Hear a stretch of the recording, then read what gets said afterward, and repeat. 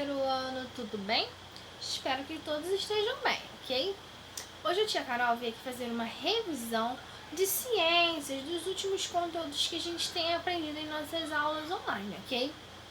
Então hoje a tia vai relembrar conteúdos tratados da página 18 até a página 21, que é o princípio da formação da Terra. A gente fez, uma análise cronológica de como aconteceu, a formação do planeta Terra.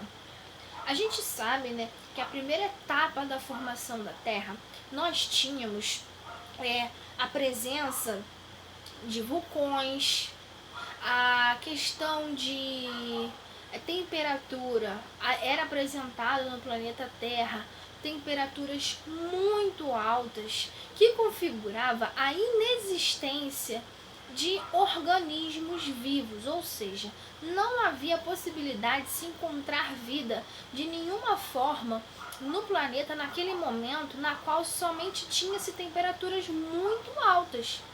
Então a gente só tinha mesmo a presença de vulcões entrando em erupções, então aquele ambiente muito quente, aquele ar extremamente quente e altas temperaturas, que logo, é impossível a existência de algum ser vivo dentro dessas condições. Posteriormente, a gente começou a ver a formação das camadas de rochas, que foi justamente por conta da erupção dos vulcões. A cada erupção dos vulcões havia um contato, entre as placas tectônicas que faziam com que houvesse, a formação das rochas. Depois que as lavas elas saíam em erupção daquele vulcão, a gente tinha o derretimento de várias placas de terras. E quando aquelas placas de terra se derretiam, havia formações de rochas. Logo depois, num terceiro momento, começou a haver o resfriamento da terra, e a água que antes se apresentava em estado gasoso começou a se apresentar em estado líquido, porque antes nós tínhamos uma temperatura muito alta, então não tinha como ter a presença de água em estado líquido, a única presença era em estado gasoso.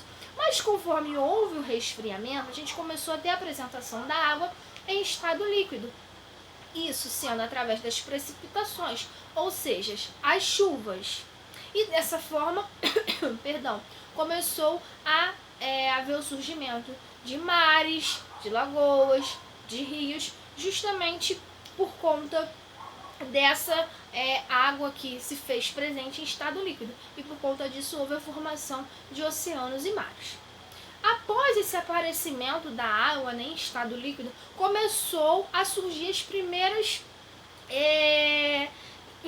desenvolvimento dos primeiros seres vivos, porque agora com água isso é possível, ter a presença de seres vivos. E esses seres vivos, eles começaram a ser o quê? Seres muito simples e microscópicos.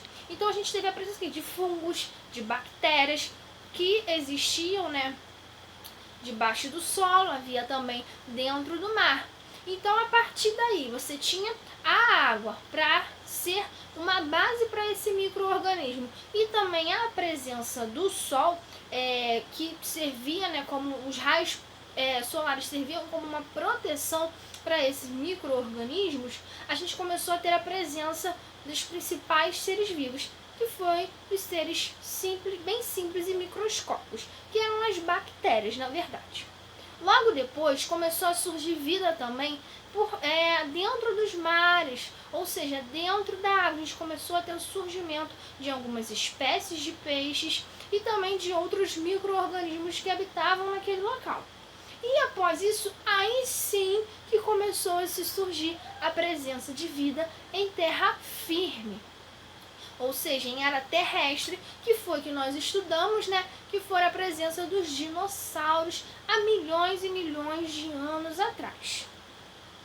E a partir daí, houve a evolução do planeta Terra e também houve o surgimento de outras espécies de seres vivos que temos até hoje, desde as bactérias até a configuração do ser humano, ok? Logo depois, a gente começou a estudar o que há por dentro da Terra. A gente estudou o planeta Terra em uma sua estrutura mais interna, assim como é apresentado nessa página, ok? Que são as páginas 20 e 21. A partir daí a gente estudou a estrutura interna do planeta Terra, a crosta terrestre, o manto e o núcleo. Só que é válido a gente considerar, né, que não existe nenhum estudo cientificamente comprovado que a estrutura da Terra tem, de fato, todas essas peculiaridades, é desse formato igualzinho simbolizado aqui no nosso livro. Porque não existe nenhum cientista que tenha estudado isso de fato por dentro da Terra, porque não há nenhum instrumento que seja capaz de atingir as profundidades da Terra. Então essa estrutura que a gente vê aqui do nosso planeta Terra, dentro das suas extremidades, né, dentro na sua parte interna, de fato, foi os cientistas, eles colocaram aquilo ali para simbolizar de como deve ser a localização do núcleo, da crosta terrestre, do manto, porém isso não é comprovado cientificamente que é exatamente essa estrutura, diferentemente do globo terrestre, que a gente sabe exatamente como é sua estrutura, porque a gente tem um satélite, né, no espaço sideral, girando ao redor da Terra, captando diversos tipos de informações e fotos, passando aqui para as bases em terra firme. Por isso que a gente tem o globo terrestre, tem os planisférios, para exemplificar isso e dar uma visão mais real do planeta Terra. Porém, na estrutura interna não temos uma visão real, saber de fato como é. Então, os cientistas, eles elaboraram um esquema, que é esse esquema aqui que a gente tem no nosso livro, para mais ou menos passar para a gente como é a estrutura interna da Terra. A gente sabe que tem crosta terrestre, tem manto e tem núcleo, porque isso foi estudado a partir da lava dos vulcões. A partir da lava dos vulcões que foram retiradas, os cientistas fizeram um estudo e conseguiram constatar essas peculiaridades internas do nosso planeta, ok? A primeira, a gente tem a crosta terrestre, que é uma camada mais superficial. Ela está bem nas extremidades do planeta Terra. E é ali, através dessa estrutura que é formada as rochas, e é nela também que a gente tem a presença dos seres vivos. É ali que os seres vivos se desenvolvem, ok? E é ali também que a gente tem as grandes elevações, como as montanhas, as grandes depressões, como os fundos dos oceanos. Então é na crosta terrestre que a gente tem toda essa estrutura que a gente sabe mais ou menos da existência, que são as montanhas, o fundo do mar, a presença de vida, é por onde nós estamos, por onde nós nos desenvolvemos, ok? Depois a gente tem o manto. O manto é a camada que fica entre a crosta terrestre e entre o núcleo. E ela é bem mais grossa do que a crosta terrestre e também ela é bastante quente. Ela apresenta uma temperatura com cerca de mais de 3.000 graus Celsius, ou seja, uma temperatura extremamente quente, ok? E as lavas dos vulcões, né, elas justamente se originam do manto. É dela que tem a presença das lavas dos vulcões, se originam tipicamente do manto.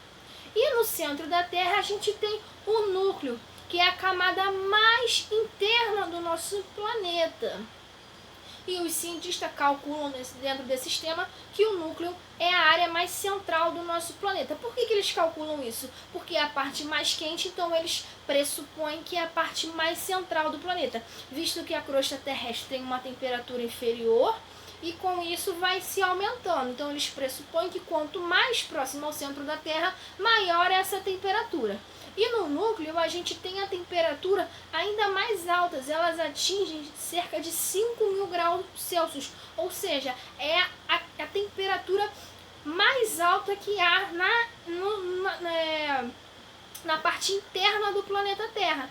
E todas essas questões de manto, essas questões de temperatura, são responsáveis também por essas condições climáticas, sobre dias mais quentes, dias mais frios, é justamente por conta da posição da Terra, que ela fica no seu processo de rotação, e também por essas questões internas que envolvem o nosso planeta nas suas especificidades, né? Ou seja, na sua parte mais interna, ok?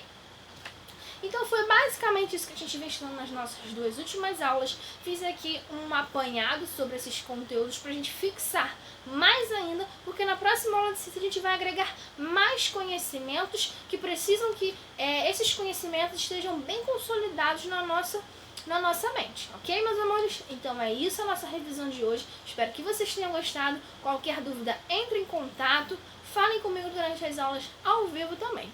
Um grande beijo, meus amores, e até a próxima aula.